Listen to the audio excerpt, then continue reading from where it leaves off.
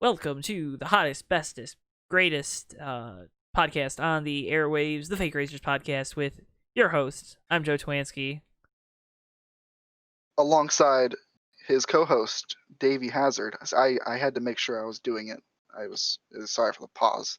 And sorry for bringing it up now and ruining it. And sorry for bringing up that I brought it up. Well, that's okay, because we do everything in one take here at JTN on the Fake Racers podcast. This is so true. we just go for it, you know? For better or for worse, we do it in one take regardless. Full send. But Yeah. oh, we're recording this on Monday the 21st. December. Of December. That's of 2020. Ugh, almost done, man. One more episode in 2020, probably. Ooh. Ooh. Okay. That's I good. thought maybe we take a break. I'm okay with that. I mean, we want to take a break. We can take a break. No, I don't want to. Let's keep going. Let's keep it rolling. Keep Yeah. it moving. But, yeah, it's almost done. You want to hear what I did today, Davey? Hit me with it. I took producer Bristol for a bath at one of those, like, self-wash service thingies at, like, a pet store. You know what I'm talking Good about? dog. Yeah. No, not good dog. I get him into the washroom, No. and he's been to a couple different ones now. This one, they just put it in town it's called Pet Supplies Plus, but they just put it in town. And oh my gosh, got him into the room, and I'm like, okay, Bristol, come on, get up in the tub thing, you know, it's like I'd have to draw it to explain it well.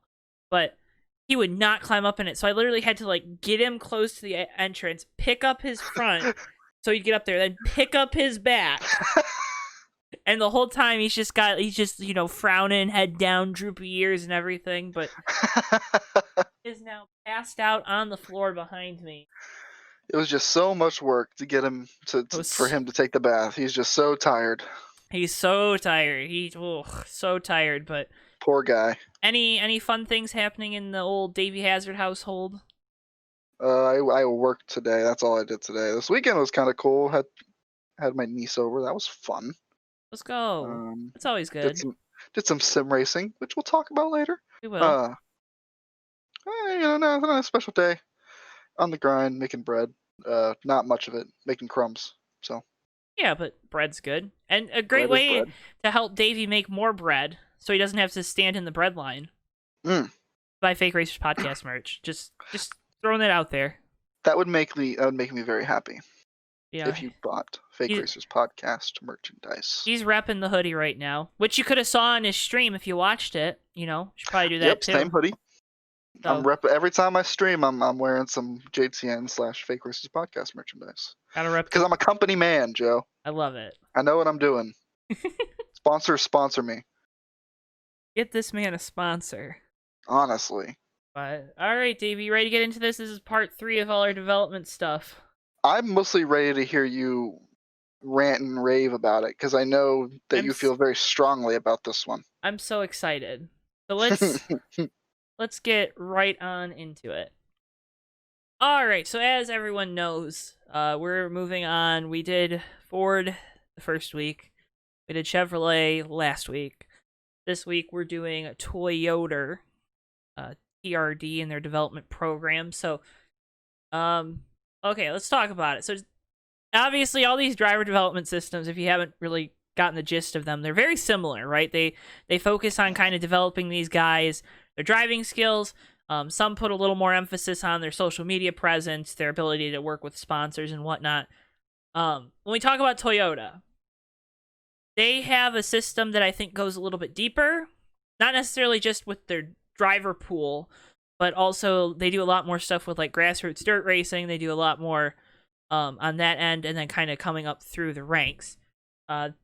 They've been more hands-on, and they've had this program for longer. This is kind of like the blueprint for the programs that we see today. Davey. Joseph.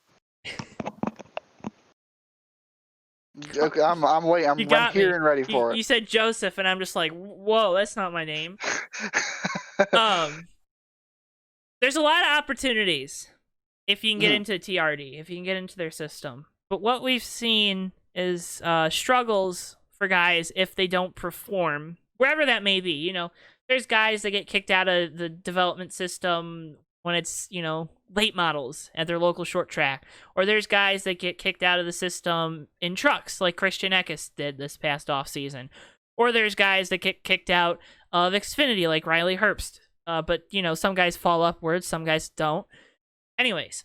And then there's also some guys like an Eric Jones or who get kicked out.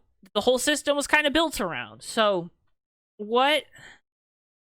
if you're one of these guys, right, that goes into this system, what's your primary worry? Specifically the Toyota one, you mean? Yeah.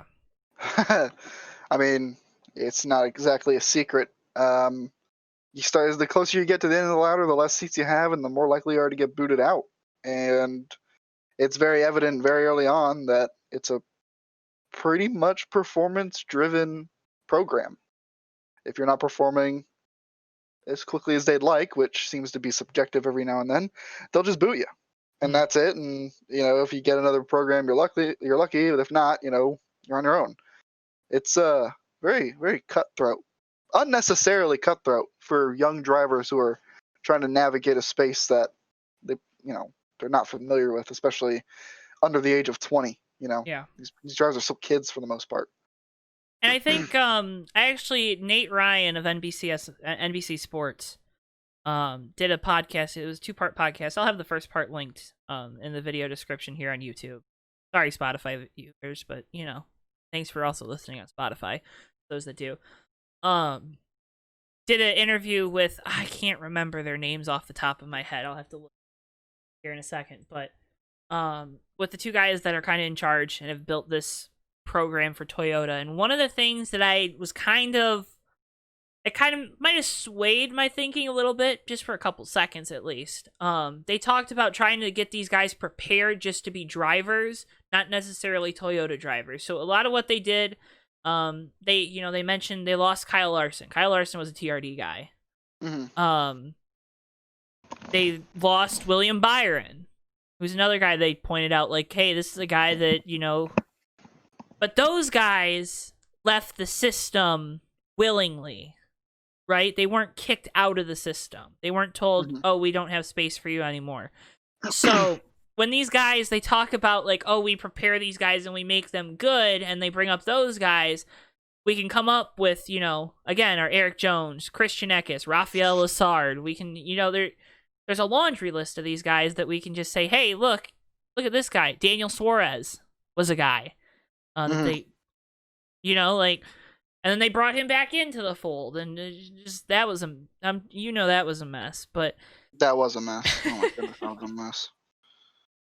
But by the way, the names you're looking for: Tyler Gibbs and Jack Irving. Yes. Look at him. Look at Davey being a little research assistant too. I love it. You're doing the talking. I'm doing the tapping. Tapping. But my thing is when they take credit for those guys and what those guys have been. William Byron was a little more molded by the time he got into TRD, because he had the year or so with H. Scott and ARCA, and that was a Chevy team and whatnot. Did the 1 year with KBM, and then kept going up the ladder. So when they talk about guys like that, it's hard for me to say, oh yeah, Toyota did all the development there. You know what I mean? Yeah, I don't think of William Byron as a former TRD development driver. And I don't think, are they wrong in what they're saying? Probably not. But I would say they're kind of wrong. So yeah, well, William Byron is a guy that was going to make it to Cup no matter what, right? I mean, there are guys that are going to make it to Cup. Christopher Bell's a guy that was going to make it to Cup no matter what. Eric Jones, I think, is a little bit different, because I think he was probably a guy that maybe needed some more exposure, and getting into TRD definitely helped him get that exposure. Because I think there's a couple guys in the system. I think you got to look at it like that. Do I have the talent, first off? Do I have the willingness to learn? Because there's a lot of things that they ask these guys to learn and do. And furthermore, do I have the mental fortitude to deal with, hey, you suck? Getting booted out of this system. Your thoughts? I like on what exactly? What exactly point? Because I feel like that was like more or less like just the same thing we're talking with the pressure and stuff. Well, yeah. I mean, do you think they just put too much pressure on these guys to the point where, like, well, we you put pressure on coal enough, it makes a diamond. Do you think they're just putting so much pressure on it that they don't even get that chance to kind of? I think that's tough to say, truthfully. However, if you want to look at it from purely what we have, like just if I were to get accepted in that program, um, I would say maybe they're not thinking about the maybe. See, it's tough because like TRD has produced a lot of very talented drivers, and for the most part, like you have drivers that have been kicked out of the TRD program who have stayed pretty relevant, and that's probably a pretty exciting prospect for a young driver who has just been picked up from some sprint tracks or sprint car racing scene, whatever. But at the same time, it's like there's just that added pressure, not even added pressure, but it's just like the inherent pressure of how the program works, that it's going to be high pressure all the time, it's going to be perform now, basically, not soon, perform now, or we have 10 other young guys who are willing to take the step up and take your place, you know. So I think it's pretty complicated for a young driver to navigate. I would hope that maybe they help them through that, but it's kind of hard to say, really. Yeah, I get what you're saying. Oh, these guys, they're coming into the system, right, knowing that there's going to be a lot of pressure. They know that, and they still choose to come into the system because they know it's going to be a good tool for them to continue to build their resume, build their career. Mm-hmm. Kind of along those lines. Yeah, Yes. I agree with that. I just think they just have such a crappy way with, there are a lot of drivers out there. There's a lot of successful drivers out there that needed time, right? Mm-hmm. And this system, that's the one thing you do not have is time. No.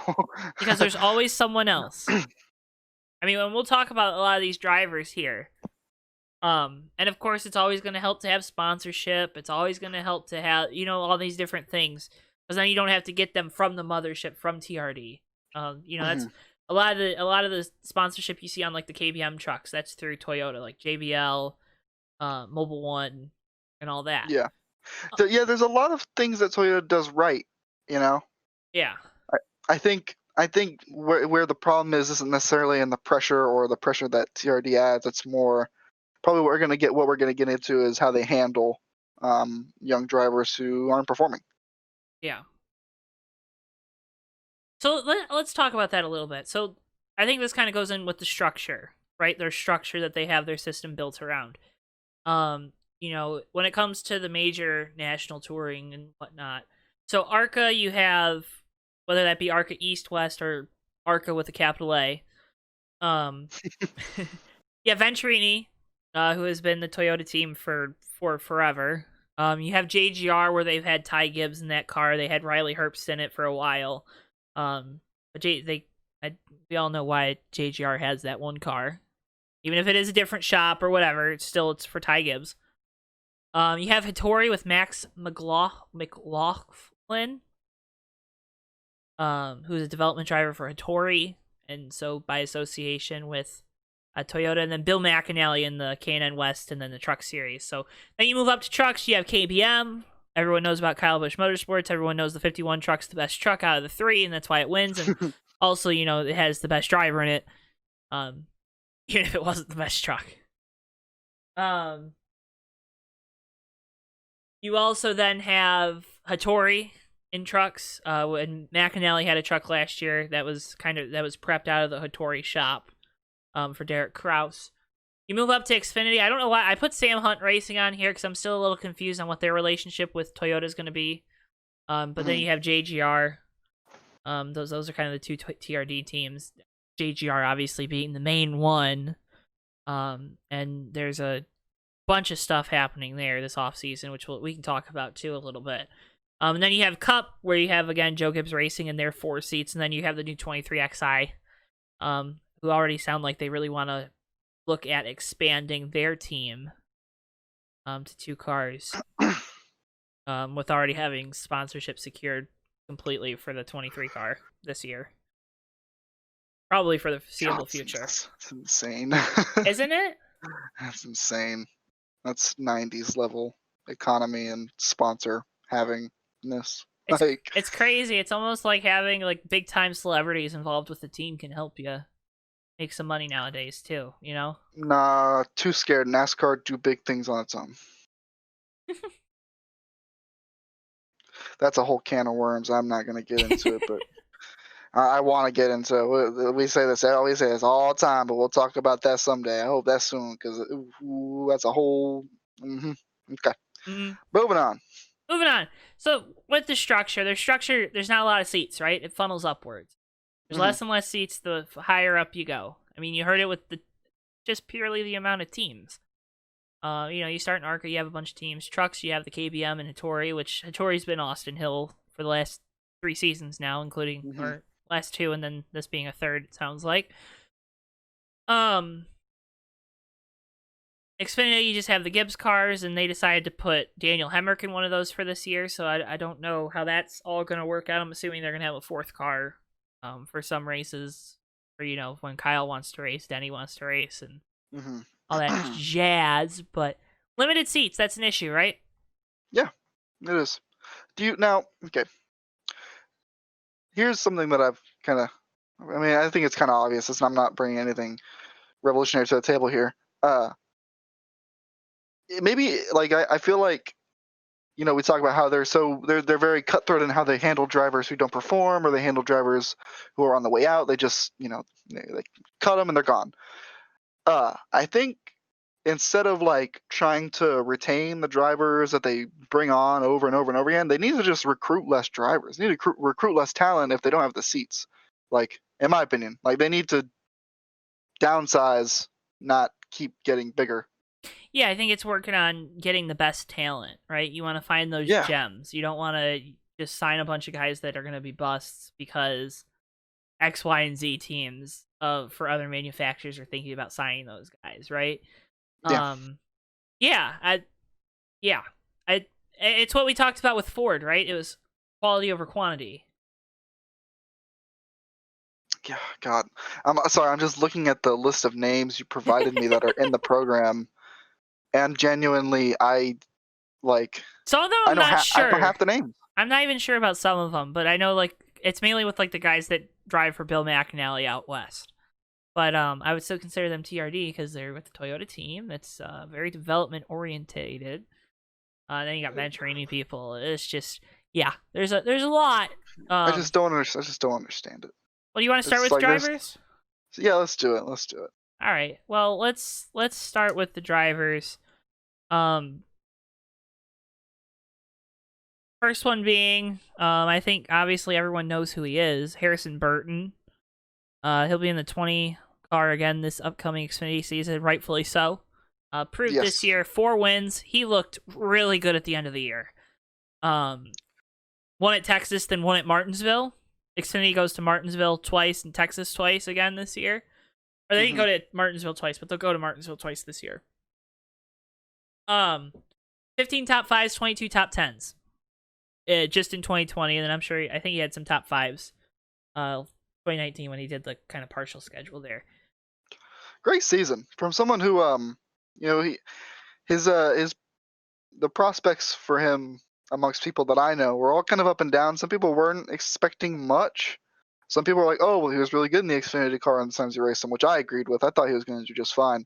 4-win season, though, was probably more than I thought he was going to get. I thought maybe he'd take some time to warm up and then get a second season. Everyone keeps talking about how Austin Cindric's going to win every race next season. I think Harrison Burton's going to have something to say about that, personally. Very, very, very talented. I'm glad Toyota are at least hanging on to him for now. Well, it helps again that he has sponsorship. So he's got the deal with Dex Imaging, which is through his family and stuff. So that definitely helps. He's a guy that would probably be a prospect for either if Gaunt Brothers has a couple races this year and they want to I'm assuming that team's definitely going to probably scale back. But if they have races where they want to field a car, he would probably be able to bring up some sponsorship to run a couple here or there. But then he would be the guy that I think if 2311 opens a second team, he would be a guy that, hey, go into that car. Just because he's up there on the Toyota development pool. Unless they decide to take a chance on another guy. I mean, they could go Matt DiBenedetto's contract's up after this year. That could be a place that he could potentially go because he at least has a relationship a little bit with Toyota. Mm-hmm. I'm sure once we get into summer next year, all kinds of speculation will go crazy. But Harrison Burton, the big knock on him was, he's not doing anything in the KBM trucks. Why is he getting to go up to Xfinity? And I think this is why. I think what we saw was, and this, depending on next gen, it has me worried, right? Because everyone's always, the trucks race more like the Cup cars than the Xfinity cars do.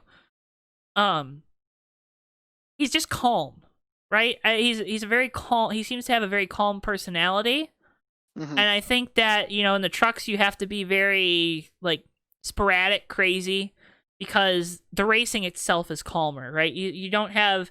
You're not racing the vehicle as much as you are in the Xfinity series, where you're really racing the car. You get what you kind of get what I'm saying? That makes sense. So having that calm demeanor with the Xfinity car, I think, really helps out, and not being stupid crazy. Because how many times, really, this year? I mean, we saw guys like Noah Gragson, Cindric, Briscoe. I mean, they making crazy Allgaier making crazy moves, right? Yeah, exactly. How many times did we see that? And then how many times did we see that from Harrison? Chastain. I had to throw that all in of there. them. All of them. Yeah. But I think that really helped him this year, and I think being a little calmer, and obviously he's got the pedigree, right? Oh yeah. So sorry, I didn't mean to. I'm tired. Oh god. I mean, maybe he's the next Chase Elliott. I don't know.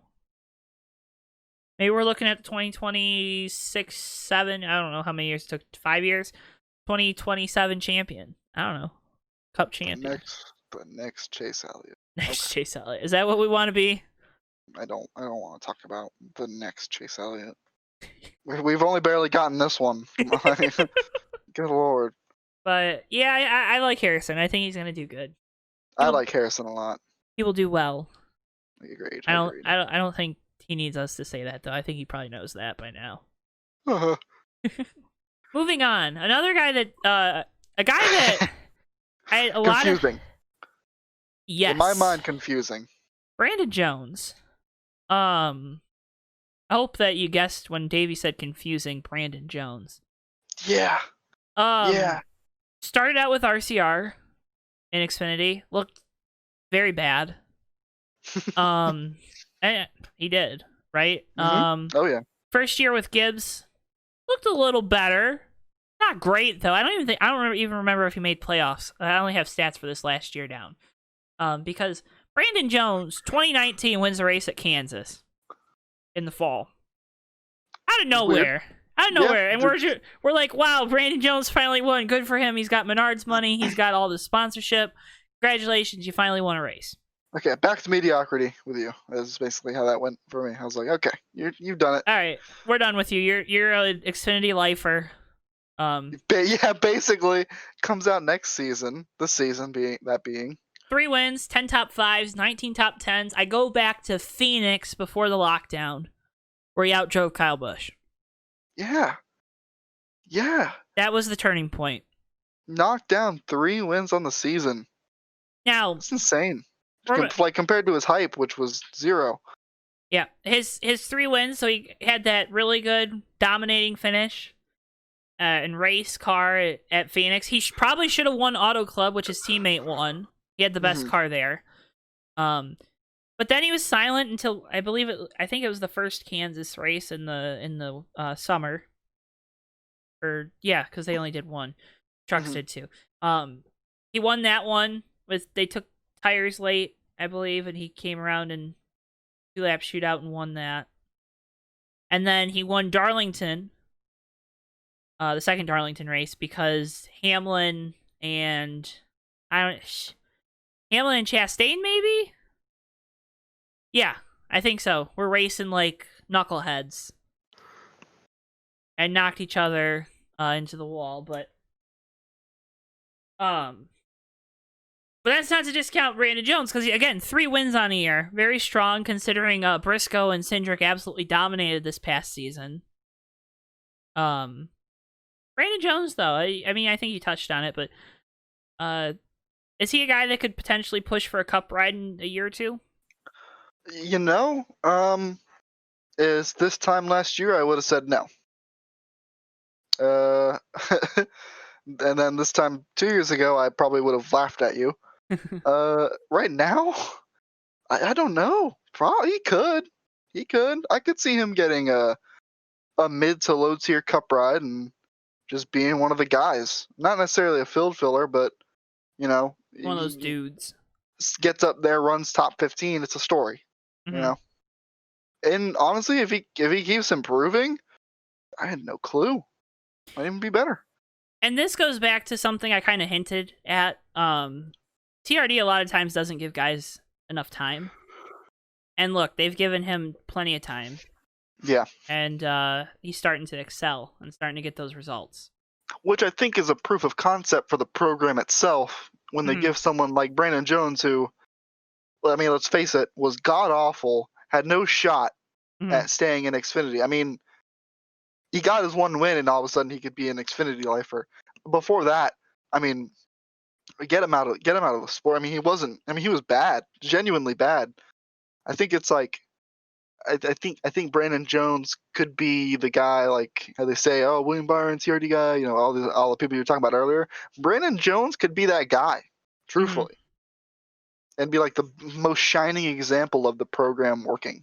And hopefully they see that as an example and take that as a sign and say, oh wait, this young driver may not have won in his first season or second, but or his third. Okay, at that point, I mean, I don't know. I'm going back to his RCR years, but yeah. 2 seasons winless is a stretch.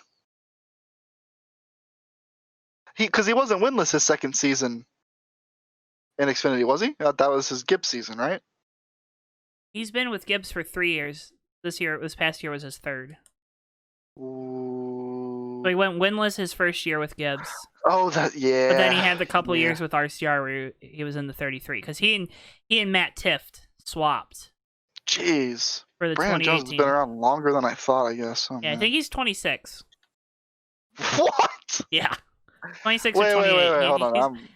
Okay, I gotta go on. Compared to every other driver we will talk about, he's older.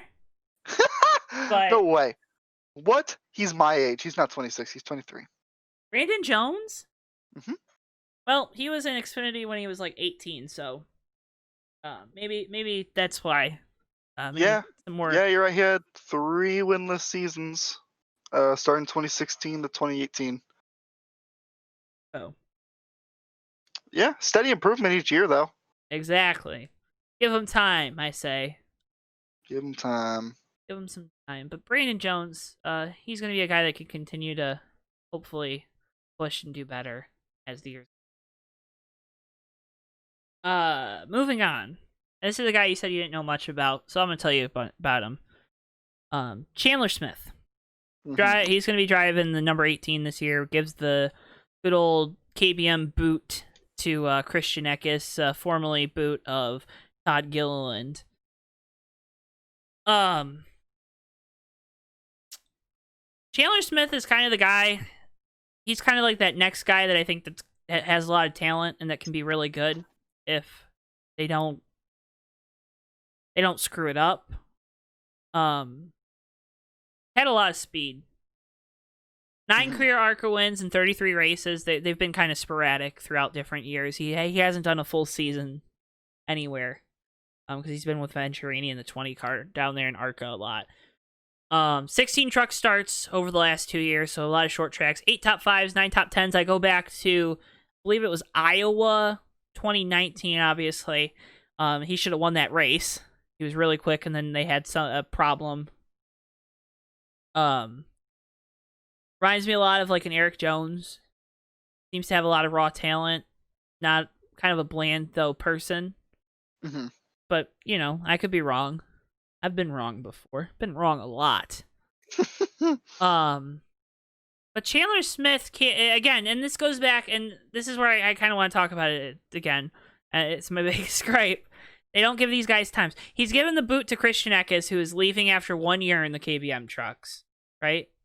Like, we didn't get, and Christian Eckes was a guy that seemed like he had all the talent in the world, and he made the playoffs this year, and it was a 10-truck playoff, but he made the playoffs. Didn't win a race, but made the playoffs in a crazy year with no practice. And they give him the boot. We're going to probably have a similar situation this year, not a lot of practice. Chandler Smith. Anything you want to say about that, Davey? Very young, very talented. That's always a volatile combination when it comes to young drivers in the national series. So, I mean, Chandler Smith. I mean, it's the same as any other young guy that comes to the sport. There's really nothing new to add. It's like, hopefully he doesn't get rushed. Hopefully he's, smart with his development. Hopefully Toyota treats him well, which is unfortunately becoming more and more of a common thing we need to think about. Same shit, different story, or different person, whatever. Words, hard, bad. I don't know, dude. Hey, you're not wrong. I always worry about giving these guys enough time. A guy that's gotten a lot of time. 20. Oh man, 26. Austin Hill, kind of the old man of the group. He is the old man of the group. Yes. Again, I go back to that interview that Nate Ryan did, with the TRD heads, and they mentioned Austin Hill, so I'm gonna mention him too, because again, you can listen to that. In his 2 years with Hattori now to this point, again, the team that won the championship the year before he got into the truck, he's got 6 wins, 19 top 5s, and 38 career top 10s. Has been really fast, been really prominent, choked away a bunch of truck races this year. Oh my gosh. So probably should have more wins. Don't know if that was necessarily a team thing or his thing. But Austin Hill, what thoughts, opinions? He's just a good old boy from Georgia, Yeah, good old boy. He's also kind of seen a steady amount of improvement. I don't know if we'll see him too much in Cup. He gives me Matt Crafton vibes. He gives me Matt Crafton vibes, but with all that talk about him possibly getting an Xfinity ride with, Hattori and all that, I could see him being an Xfinity lifer. We'll see. I mean, if that suits him, but I don't think he's going to be a Cup guy. I don't think he'll ever be a Cup guy. Yeah. He's got the sponsorship with United Rentals, so that definitely helps. But yeah, I mean, again, a lot of these guys we're going to talk about. Some of them it's too early to tell. I think this is probably one of them. One of these guys where I think we might know a little bit more, right? We have a larger data set, what he's done to this date. And again, running in the top 3 national touring series is not a bad thing, right? So I wonder if a guy like Austin Hill can do more. I got distracted. I know you were distracted. I waved back and then I realized I didn't have a camera. Yeah, so no one can see this. Joe's trying to get a webcam so we can do this more often. My girlfriend popped in the screen because I'm streaming my point of view for the funsies of it, and Joe got distracted by the extra human in my screen. I don't see a lot of humans. I think that's my issue. Anyways, I got you. Austin Hill.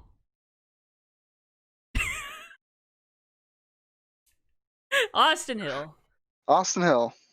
He's a guy. He's a dude. Moving on. I feel like we had already moved on from Austin Hill. Moving on. Derek Kraus. Moving on from Austin Hill even more. Derek Kraus, our 2019 K&N West champion with Bill McAnally. 10 career wins there. 3 career wins in East. in the west or east ARCA, whatever you call it, man. It's weird. They're so dumb. They're like, oh, well, now that it's ARCA, it's a completely different series. No, it's not. They made a mess of that. It's stupid. They tried so hard to make it cool too. I feel so bad. That's what I thought when they first announced it. Like this, they really wanted this to be like cool, and it's just not. It would be, and then the first year with the pandemic and. Anyways, Kraus had 3 top 5s, 13 top 10s this year, so good numbers for a rookie with a new team. They're kind of like a second team out of the Hattori shop with Bill McAnally racing. Derek Kraus, though, he's got a guy with a lot of talent, a lot of promise. I worry that he's not in the best place, though, with Bill McAnally. I feel like he's a guy that probably should have been able to get into a KBM truck. Yeah, no, you're right. You're right. Really, I mean, is he? Yeah. You know what I mean? Like, I feel like. Yeah. Again, William Byron was a K&N East champion. He got into a KBM truck, so I'm just saying. Be better. Have more good seats. True. Have more chair, please. But yeah, I don't know. Some of these guys, man. Want to keep going? Yeah, let's keep going. All right, Ryan Repko. Davey said he doesn't know anything. I'm gonna tell you about him. And honestly, it's disappointing because like, there's just so much mush with these guys. There's so much gabagoo. It's all just a bunch of mush. None of it's. It's all just a bunch of. It's just a bunch of fucking mush. Oh, okay. He ran the K&N East series, which is hardly a barometer for success in anything. Woo! Like, that is an all money. It is so hard to tell with these guys what is going on. It's so frustrating. Yeah. I know we gotta talk about it. It is my job to talk about it. I don't know fucking shit about these guys. I don't know anything about these guys. These guys are all like nobodies still, and they're trying to do things, and like their only fans are like 18-year-olds who want to be edgy and follow a guy from the beginning of his career, and in hopes that they make a career. And they're like, oh, I remember liking Derek Kraus when he was in the East Series. No one cares. No one cares about them, other than like people that are close to them and themselves. They're just trying to make a living, and they're trying to get up to where people do care. It's all just mush right now. It's so frustrating. Anyway, Ryan Repko. I have done nothing of note in 7 career ARCA starts, so again, not a large sample size with 2 top 5s and 5 top 10s, most of which came this year. So again, when stuff happens this year, when the ARCA field was the least competitive it has ever been, it's hard to say, but tried looking him up some other ways, couldn't find anything else. Another guy, Drew Dollar, who's a guy our friend Tommy Bordeaux does not like, won the ARCA race at Talladega. In those 20 starts this year, he had 4 top 5s and 16 top 10s. Not numbers that I think are good considering you're in a Venturini car. Keeping on. Jesse Love is a 15-year-old driving for Bill McAnally. Was very good this year with that team. 3 wins in the West Series, 9 top 5s, 10 top 10s, and 11 starts, which was the 11 races. I don't know why I put that. That's the guy. I think he's the guy that we're probably watching out of these guys, and it's not because he's the youngest. I think he's one of the guys that probably has the most potential. I think too, being young, you have a little more potential, because there's a lot of unknowns. But 3 wins in your first year racing that's a pretty good thing. Yeah, 3 wins in the West Series. I tell you, that's tough competition. Don't know how they're gonna overcome that kid. A little shade. I thought West was best. Yeah. Uh-huh. All right, moving on. Corey Heim had 1 win in 3 ARCA starts, 10 career top 5s, and 16 starts over the last 2 years. So 1 win this year, again, in one of the Venturini cars. Mason Diaz, I'm just saying his name. And this is nothing against these guys, right? This is nothing. It's just we don't know. And I'm going through these names so once we get to the end of this little portion talking about this, Remember how I said it was all mush? I can make it to my point. But continuing on, I'm going to skip 11 just for now because we'll talk about him last. You have Gracie Trotter, who won a West Series race with 7 top 5s and 11 top 10s and 11 starts, so that's good. Again, another one of the Bill McAnally. Holly Holland, 10 West starts with 7 top 10s. Probably not good enough unless that improves. Lawless Allen, I just wanted to say his name because his name is Lawless. And then Gio Selzy with 1 win, 9 top 10s, and 7 top 5s this past year in the West Series. I don't know why I did top 10s and then top 5s. Anyways, Davey. Last top guy. 10. Oh my goodness. Top 10s in the 12-car races. I know, but it's still top 10. Oh my gosh. Okay. They still write it down as a top 10 on the score sheet, Davey, okay? Yep. Mm-hmm. Come on. Anyways, Ty Gibbs. Yeah. Ty Gibbs is the last one we're going to talk about. Have you heard that last name before? It sounds familiar. Oh, who? Ty Gibbs? Yeah. Maybe. All right, 6 wins. Ty Gibbs. 6 wins in his 16 career starts, 12 top 5s and 14... Oh, wait, that's this season. 6 wins and 16 starts with 12 top 5s and 14 top 10s this season. 8 career wins in ARCA, 2 East wins as well in 12 starts. There's a couple things here, right? You can be a jerk, and you can be an ass, and you can be all these things, and just say, well, he's in the best equipment, so he should be winning. Which, isn't untrue. Isn't untrue. Isn't untrue. I don't think that's the proper thing to say immediately, because I think he is more talented than that, but that is true. Let me just be very clear. But winning 6 races in those 16 starts this year. I am that asshole, aren't I? I think so. Yeah, it's okay. That's fine. I know a couple people that were in some iRacing events. Again, Fake Racers podcast. iRacing events with Ty Gibbs. Friends of the show. Friends of the show. That were in some iRacing events with him at, I believe it was the Indianapolis bike track in the national cars. And he told them all not to wreck, and then he managed to wreck going into that hairpin. So, I mean, Ty Gibbs he's a guy that you can follow too on Twitter if you'd like. So, But, Ty Gibbs. Do you got anything about him? Probably one of the better young prospects that we have listed here. Obviously. Honestly, I think the only driver I'm more excited about than him is honestly Harrison Burton. Yeah. Brandon Jones, it's just a matter of if he keeps improving or not, and not that I don't care, but it's Brandon Jones. If he stagnates out and he wins 2 races a year every year in the Xfinity Series for the rest of his life, it's okay, well, we kind of expected that.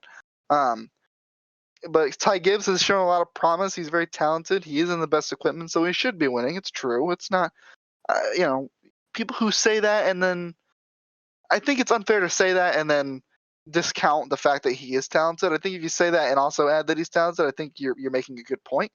And that's where I'm at. He should be winning, and he is. And he's doing it. A lot of drivers should be winning races, and they aren't. And, yeah. I'm excited for Ty Gibbs. He's going to be all right.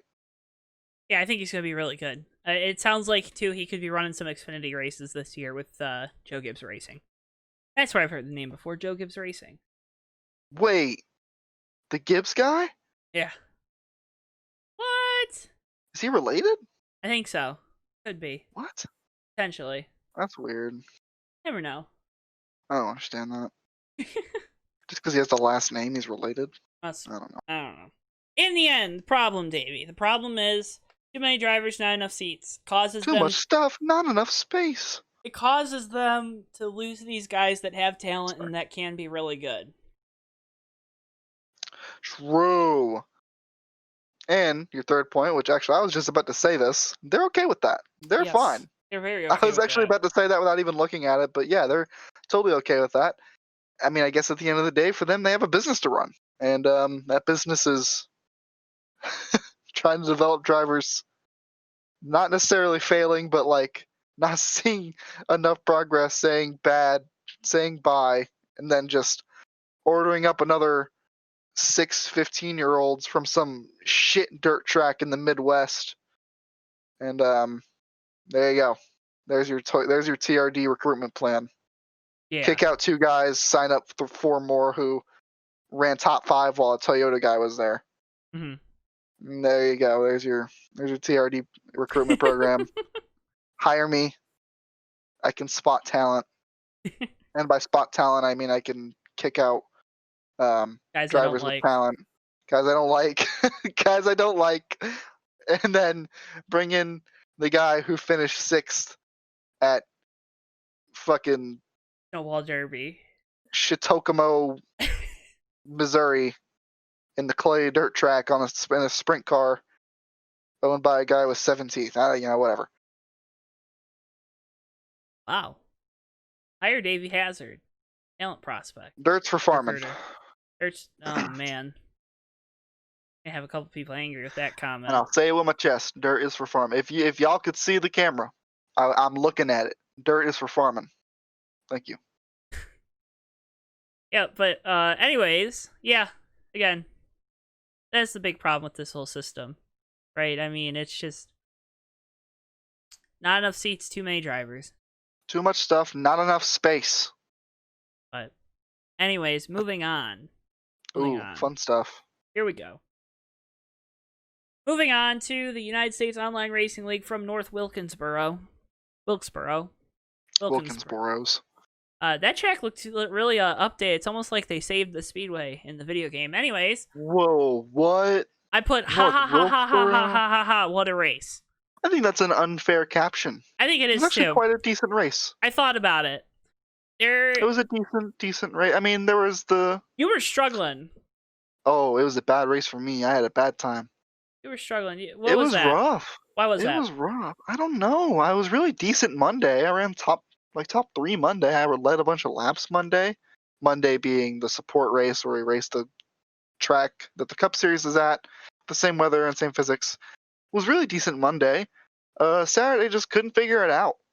Couldn't get quite the lap times I was running on Monday. Got into the race and passing was hard. I didn't qualify. I was stuck in the back. Didn't really get much higher than 7th or 8th most of the night.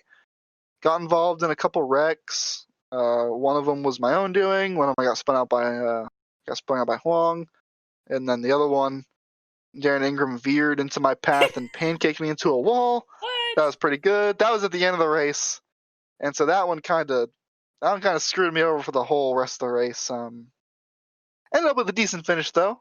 Joe, you watched. Where did I finish again? What was that? What was the 4th? What was the number? 4th? Yeah, that's correct. So. I finished 4th, which is incredible because with all the damage, the car was basically undrivably tight, and it was the highest I'd been all night, literally all night. It was literally the position that I got to the whole night was at the end there.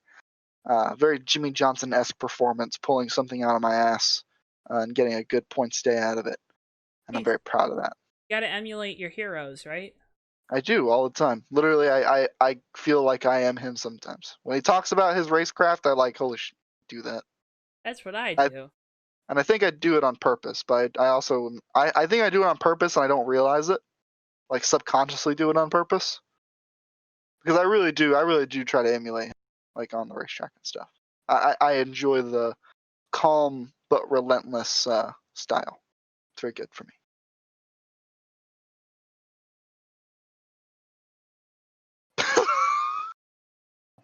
Hey man, I don't know. Okay, for sure. Sometimes you get a little animated on the radio, though. I do get animated on the radio, but so does Jimmy. Yeah. Yeah, I get that. He does. He absolutely does. He does. Animation. He was animated a couple times at Michigan. I'm sure you remember those races. Haha. Or running out of fuel. Yeah, that sucks. 6 times or whatever that happened. That was dude, when he finally won at Michigan, I don't think you can understand how happy I was. Happier for that Michigan win than at least 3 of the Brickyard wins. Genuinely. It was nuts. It was good. Real quick. Hmm. Is it more satisfying to absolutely dominate a race or get a good finish out of a race where you suck? What do you think? More satisfying. It's always more satisfying to dominate a race. It's kind of two sides of the same coin in my opinion. How so? It's a different kind of satisfaction. Dominating a race, you don't really get to enjoy it until it's done because you're stressed out the whole night. What could go wrong? Where is everybody? What is going to happen? What do I need to do to cover my ass from here on out? Oh, okay, we had a green flag stop, or we're about to have green flag stops. When do I pit to make sure I do not get trapped or lap down? Like, it is basically mistake prevention mode for an hour and a half or however long the race is. It is like, unless it's like for sure gonna go green and you have the fastest car on the track by like a few seconds, like Martin Truex at the 600 a few years ago, which was absolutely ridiculous. If you're dominating at a racetrack, like I feel like Martinsville for me was a relatively dominating performance. I was stressed out the whole night, wondering where it was gonna go wrong, what person's gonna miss their braking zone and get into me, what pit stop problem is gonna happen, what wreck am I going to get caught up in? Which lap car is going to take me out? What green flag stop am I going to get a black flag on because I entered the pits unsafely? Um, you don't get to really feel the satisfaction until it's over and you've done it. Whereas it's not as stressful if you're having a bad day. Like, having a bad day isn't fun, but if you're actively working on it, you're not thinking about the fact that you're having a bad day. You're just trying to make it better and better and better no matter what. And so you get to kind of enjoy that part of it. Not necessarily enjoy, but you get to feel that part of it and experience the fact that you're gonna keep getting the car better, and whether this made it better or this made it worse, and you feel that and you do that, and then at the end of the race, if you're up in like fifth or fourth or something, you're already feeling on top of the world because the worst you can probably do is go back to where you've been running all night anyway. So it's it's kind of two different types of satisfaction. I think at the end of the day, when you look at it as a whole, dominating a race and getting the dub is top tier. But knocking out a good finish when you've had a really bad night is, I think maybe a better word would be rewarding. It's more Okay. rewarding than a dominating race, in my Yeah, opinion. I get that. Yeah, it makes sense. I mean, I know. Yeah, I'm not usually in positions to dominate a race, but so I guess maybe that coming from my perspective. And It, I can and to speak on that, like in real life, for these drivers that we talk about all the time, with my little real life experience. One of my favorite races that I ever won, I like, you don't even think about the fact that you don't even think about it. It's literally second nature. Time is slowed down, and you're just doing it. That race that I won, it's my favorite race I've ever won. It was the most perfect race I've ever driven. I didn't make a single mistake. The guy behind me was pushing so hard that he started making mistakes at the end, and I literally just drove away. Totally perfect. We have a video of it somewhere. It was an unbelievable experience because I don't remember a single thing from it. I don't remember anything from that race. I don't remember I remember where I started and I remember where I finished, and there was at one point where my brain kind of like switched out of the subconscious that I was in at that moment. I looked, I was like exiting a corner. I was like, oh my god, I am on the edge right now, and then it just went straight back into the subconscious, just like turning laps, absolutely perfect. It was my favorite race that I've ever won, and I imagine when it gets down to the wire like that, or if you're really that in the zone, these drivers aren't really thinking about stuff like that in moments like that. I find that really fascinating. So maybe their answer would be different than the one I just gave, but you did just ask for my opinion. But I just figured yeah, I'd give that insight because I think it's interesting. I like it, Davey. I like it. Um, Next USORL race, I'm gonna transition really smoothly.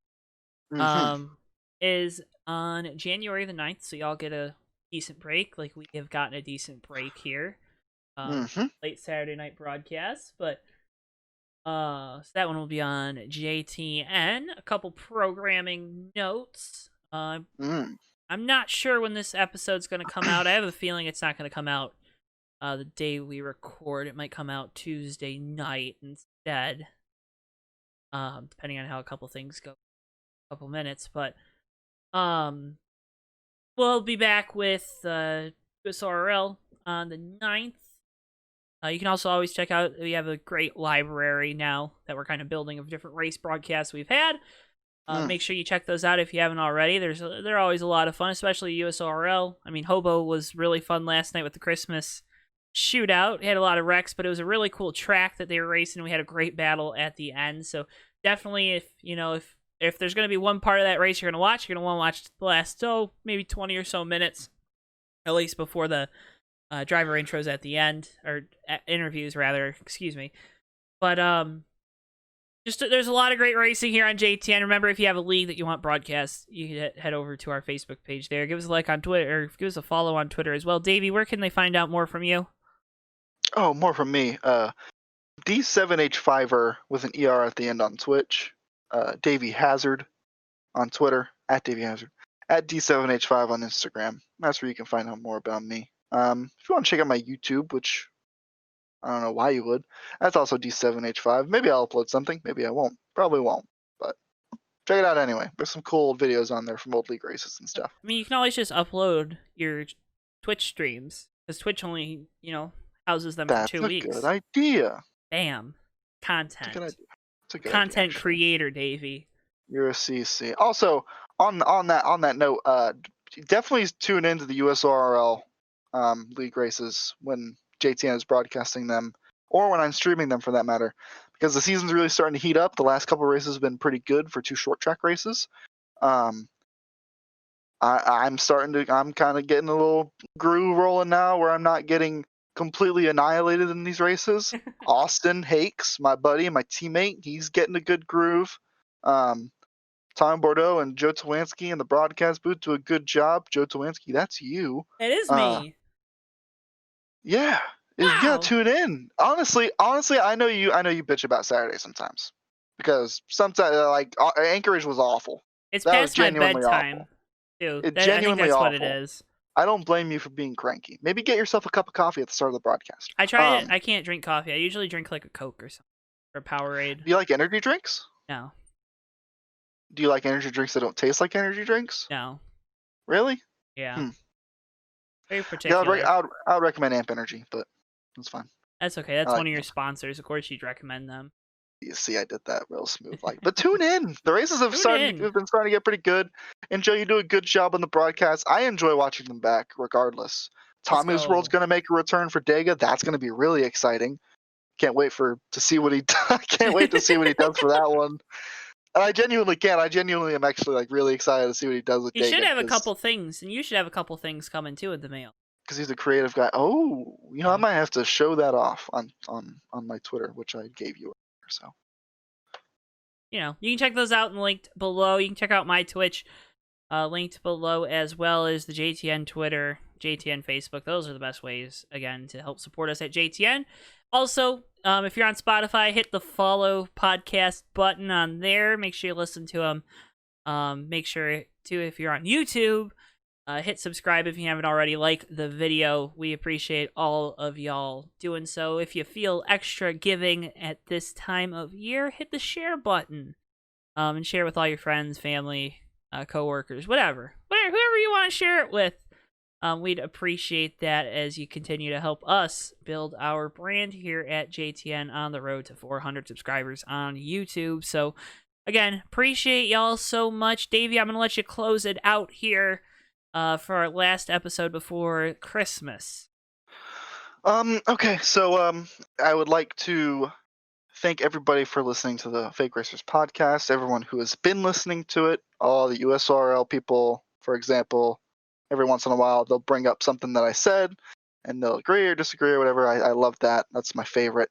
I appreciate everybody tuning in. I appreciate everybody tuning into JTN over the past week. And I would like to wish you all a very safe and fun, Merry Christmas, Happy Holidays, whatever you celebrate. Genuinely, I hope you have a good holiday season. Thank you so much again for tuning in, and we will see you next time.